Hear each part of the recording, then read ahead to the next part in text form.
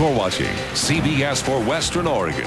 And now, from the combined newsrooms in Eugene, Roseburg, and Coos Bay, this is Northwest News at 11.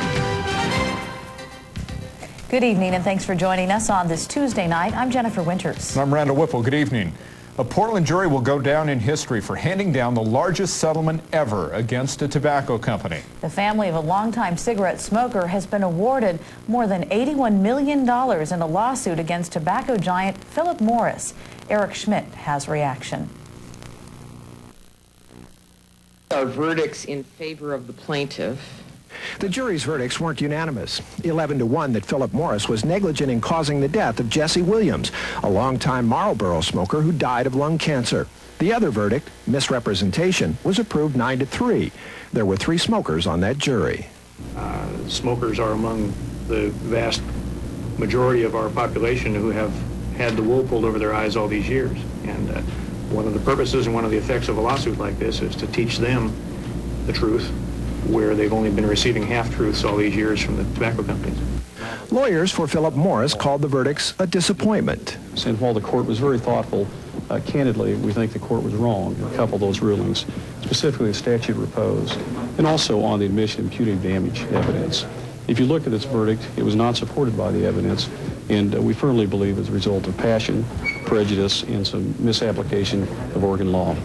For Jesse Williams' widow and children, the verdicts are vindication. Williams brought the lawsuit before he died, hoping to send a message to the tobacco industry he believed lied to him during a lifetime of cigarette use. But the tobacco company was lying to not only him, but all people who were smoking. And the statistics of how many people is dying from lung cancer every year is telling the truth about it, what's going on. Philip Morris plans an appeal, a process Williams' team of lawyers say will take a long time. Today's verdicts, they say, are just the first victories in a long battle still to be fought. Eric Schmidt for CBS News. Big changes are in the works at the Weyerhaeuser Company, and that means workers could soon be getting their paychecks from someone else. The wood products giant is considering selling off portions of mills in 3 states, including Oregon. Tim Joyce has more. Change is in the wind at Weyerhaeuser. The company, which still dominates Springfield's economic landscape, is considering selling part of their Springfield site. The particle board and veneer making parts could be offered to the highest bidder. As the markets have changed, as your raw material base has changed from basically an old growth kind of found resource to a managed, planted second growth resource, it's just changed the dynamics of a big plant site like this. The sale could affect about 150 employees at the Springfield site, nearly 250 at 2 sites in Moncure, North Carolina, and 143 more at a Georgia mill. The 4 represent only $116 million in the $10 billion multinational corporation. We're not looking at a closure. This facility is successful. I think the options for this facility would be sale, or you continue running it. First thought probably was somewhat of a little bit of concern. Springfield business owner and city councilor Sid Lykin says even in a worst-case scenario, things wouldn't be so bad for this timber town. He says high-tech companies like Sony has made the city's economy more diverse. The landscape has changed so much. Even our housing.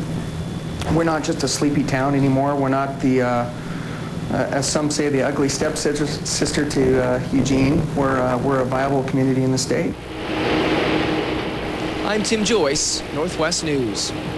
Some residents just south of Eugene are trying to keep a timber company from aerial spraying herbicides they fear will contaminate their water. Swanson Superior Forest Products may spray within 2 weeks, and that has neighbors concerned about their water.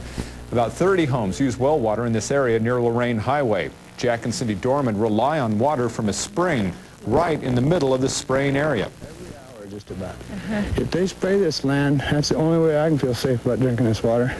Because at any one time they put the spray on here, could come into my water. So that means I can't drink it. And as I test it every day, constantly. And it's a $500 test. The Dormans and other residents in the area are asking company officials not to spray in the area at all. The Department of Forestry officials have told them Swanson Superior has the right to treat their land as long as they abide by state regulations. Well, property owners are free to cut 1,200 trees to make way for expansion of a cemetery in South Eugene. A city hearings official made the decision Monday.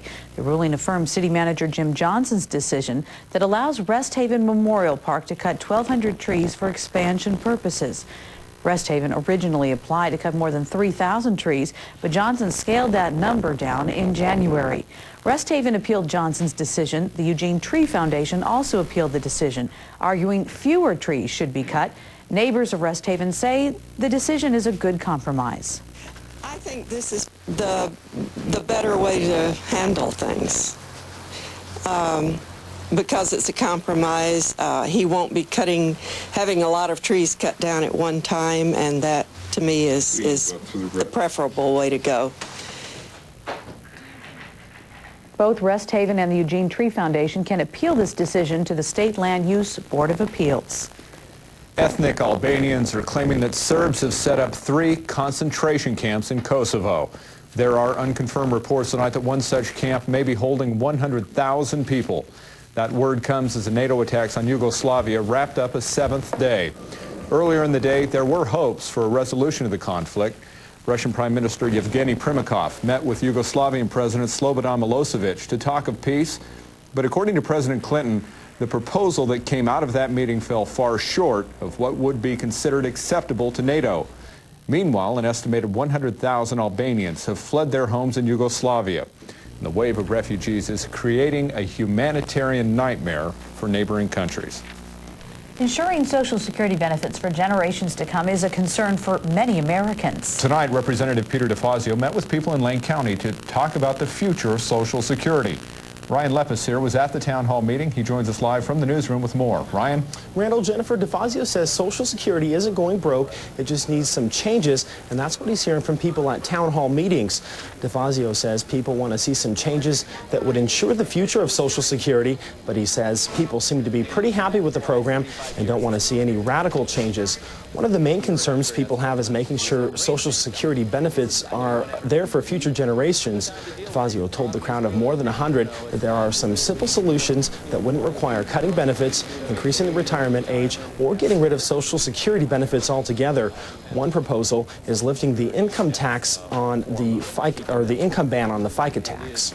Reviewing what the Federal Reserve is doing. A lot of bills introduced. I don't know that I've seen his.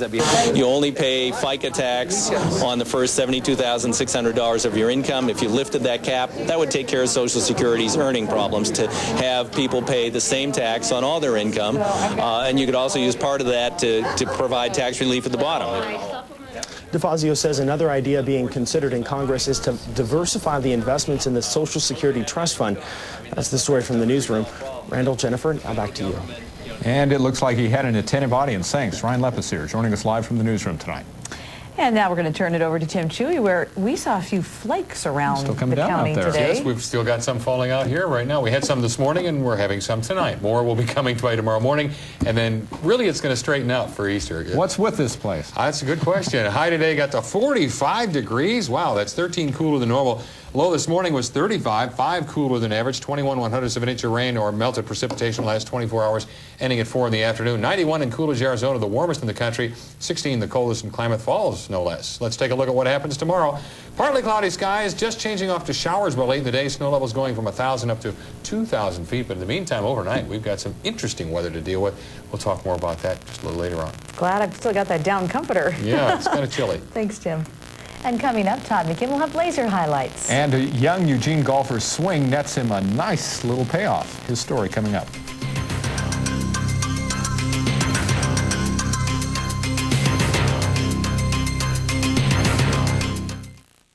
Say howdy to the RV Wranglers at the RV Corral. There's Rancher Rick, Derek the Dude, Hopalong Jerry, and Sheriff Steve.